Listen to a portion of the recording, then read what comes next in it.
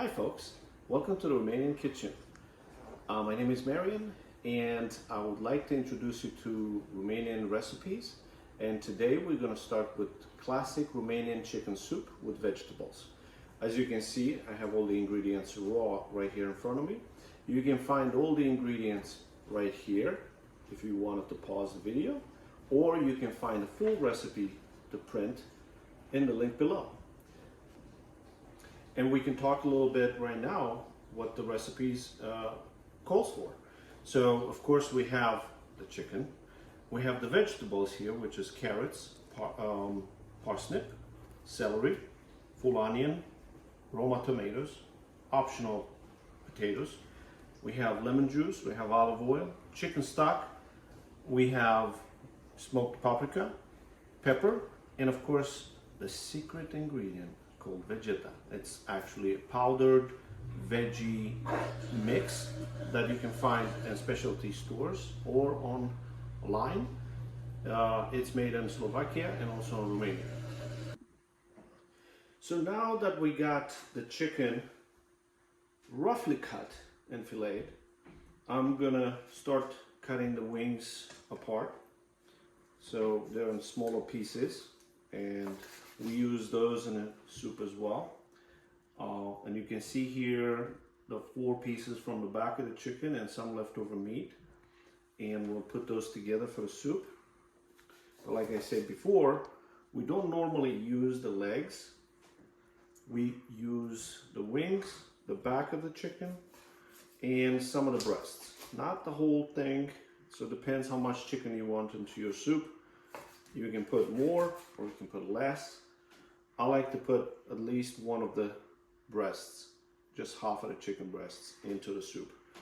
And it's giving you the nice ratio between meat and vegetables and the broth. I found that from learning from my grandmother, from my mom, but also from what I like to do and how I like my soup. And I found that to be the best ratio. But I'm going to prep these legs for another dish, which we're going to cover in a different episode, and is Romanian chicken legs with pilaf, which is a combination of rice and vegetables. And again, we're going to use that secret ingredient, which is vegeta, and you're going to learn a lot more about that in the next episode. And now we're going to cut into the breasts. But the one thing I'm going to mention, this is one of the healthiest recipes that you can find. Everything is natural ingredients. This is good for you, especially when if you're a little sick and you recover. It's got a lot of ingredients and nutrition ingredients that will help you get your metabolism back in shape. And if it's raining outside, that's even better, because I found that very comforting. So now we're gonna cut the chicken breast. Like you see, I butterflied it first. And this is the tenderloin of the breast. We're gonna take that apart right there, set aside. And we're gonna try to pick all these tendons off the breast. But we don't wanna use that into the soup. And then we can cut it in. You can cut it in any size you want. I like mine in the soup to be the size of like either 1/2 inch cubes or about 3/4 inch cubes. And that's what we're gonna do right now. As you can see, that's kind of the right size for me and my family. But again, you can dice it the way you like.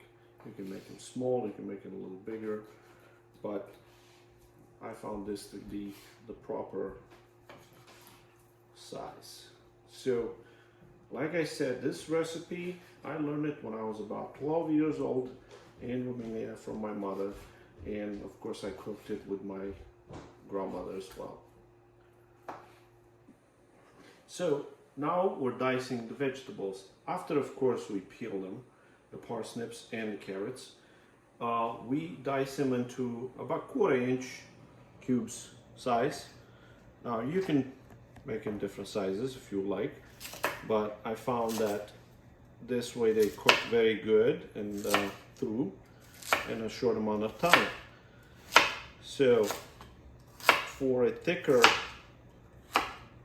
carrot, the thicker part of the carrot or the parsnip, which is right here, I like to slice it in half this way and again this way, so it's like quartered this way. And this one is a little thicker, so I'm going to do one more time. And now when I slice it, it gives you that same size throughout, from the thin end to the thick end. As you can see, I don't have to chop anymore. Just watch your fingers when you do it. And now we're dicing the onions. The same sizes, as I said, about 1/4 inch. I have them halved first, cleaned and peeled, and then we slicing it the long way of the vein, like about 1/4 inch size, that way. You try to hold it together, and then you get the whole thing this way, 1/4 inched. So now you have diced onions. I was about to say celery because we're going to do that next. And now we cleaned up the celery sticks, and again they're a little thicker on this end, and we wanted to cut them in the same size, like 1/4 inch cubes. So we're going to slice it first on half and maybe 3 times on this end over here. So we can do it like that, and then one more like that. So once you slice them all like that shape, then you can chop them up a bunch at a time. You don't have to do it one at a time unless you're not comfortable with the knife, but you can do a bunch of them in one shot. And I'm going to show you that in just a moment. This one here is the center, so make sure you split that up. We don't want these small center pieces. And we will do 2 bunches, and you can do it, like I said, about a 1/4 inch size. And now we're dicing tomatoes. These are Roma tomatoes. They're a little big, and I'm going to show you how to make them in about 1/4 inch size diced tomatoes. First, we're cutting this end off where the stem was, and we discard that. Secondly, I normally like to slice them in 1/4 inch slices like that, almost 4 pieces, and then take each one and slice them the long way, about 1/4 inch size that way, and then dice them in 1/4 inch cubes. It's fairly simple, it's geometrical, easy to do, as long as you don't cut your fingers. You don't want nobody to get hurt, so be careful when you slice. Do it slowly and watch where the knife is going to go. Hi, and now we're going to chop the potatoes, which we already peeled, and we kept in cold water because we don't want them to oxidize.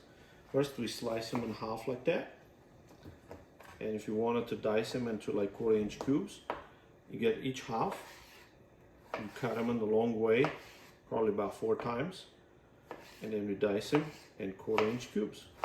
Fairly simple. Make sure you keep the potatoes in cold water to not oxidize and change color on you. Thank you. Just make sure you watch your fingers while you do the cutting.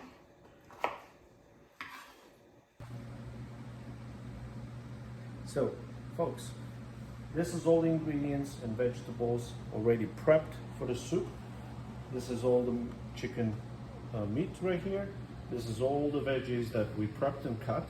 This is celery, this is onions, parsnip, carrots, tomatoes, Roma tomatoes, and here in water are the potatoes. So we're gonna start with sauteing the onions and 2 tablespoons of olive oil right here. So we already started the pot with 2 tablespoons of olive oil, and we're gonna add the diced onions when the oil is fairly hot.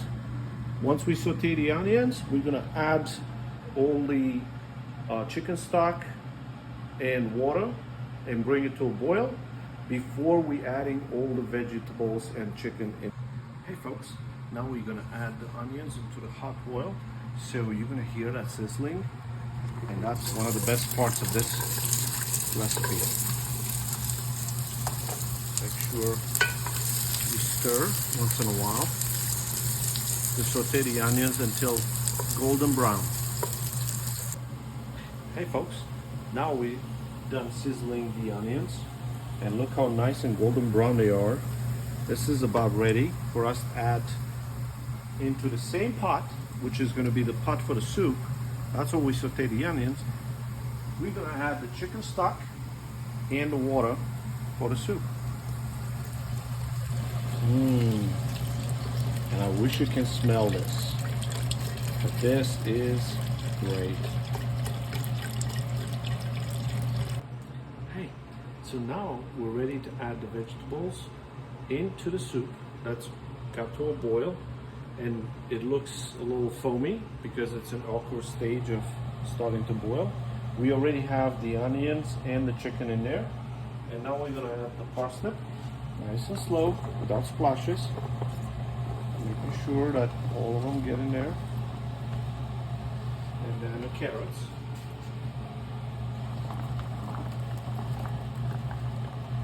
And of course the celery. Now, the tip of the day is I wait about 20 minutes before I add on the tomatoes and the potatoes. The whole soup is going to take 45 minutes from the minute to start boiling. 45 minutes. So halfway through, that's when you add on the tomatoes and the potatoes. That's optional. Potatoes add a little more starch to the soup, which makes it a little more flavorful. Hi folks, so this is halfway through right now.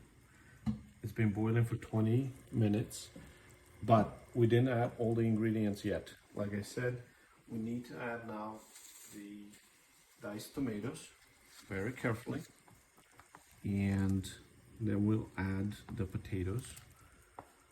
The reason for that is that tomatoes and potatoes are cooked faster than parsnip and then the carrots and anything else in the soup. So we don't want to add them initially because they will cook faster. We'll drop the water out of the potatoes. They've been in the water all this time, so we don't have them oxidized on us. And now we add them into the soup. Like I said, very slowly, carefully. And we will stir everything in together. Make sure they mix in. And we have now another 15 minutes of cooking.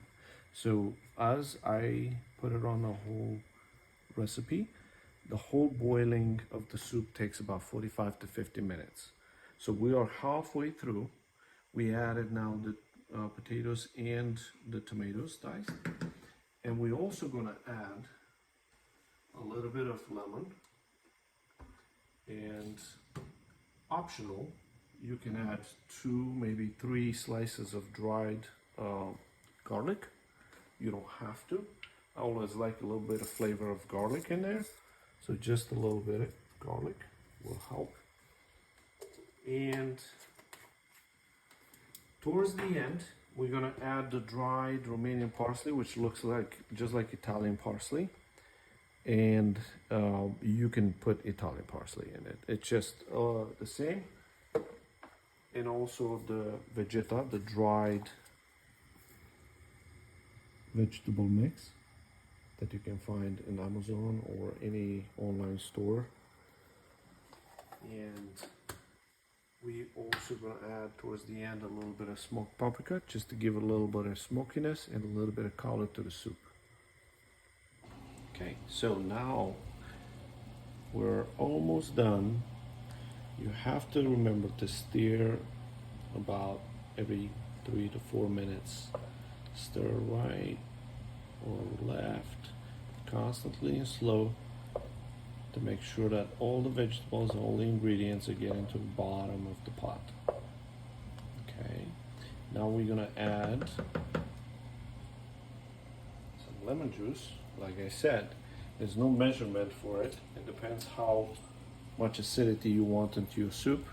I usually put 2 tablespoons, but at this size pot, which is 10 to 12 servings.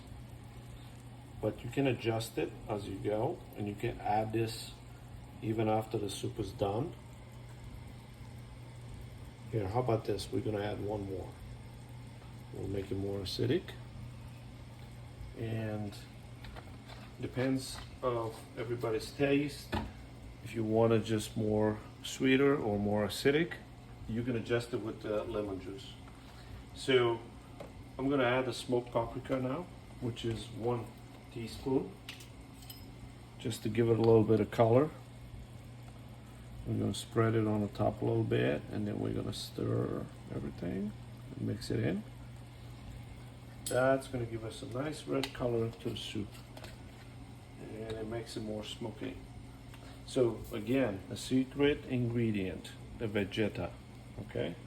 This have already enough salt in it. I don't know if you noticed, but we didn't add any salt into the soup because this has enough salt that it's exactly what you need. So again, 1 tablespoon,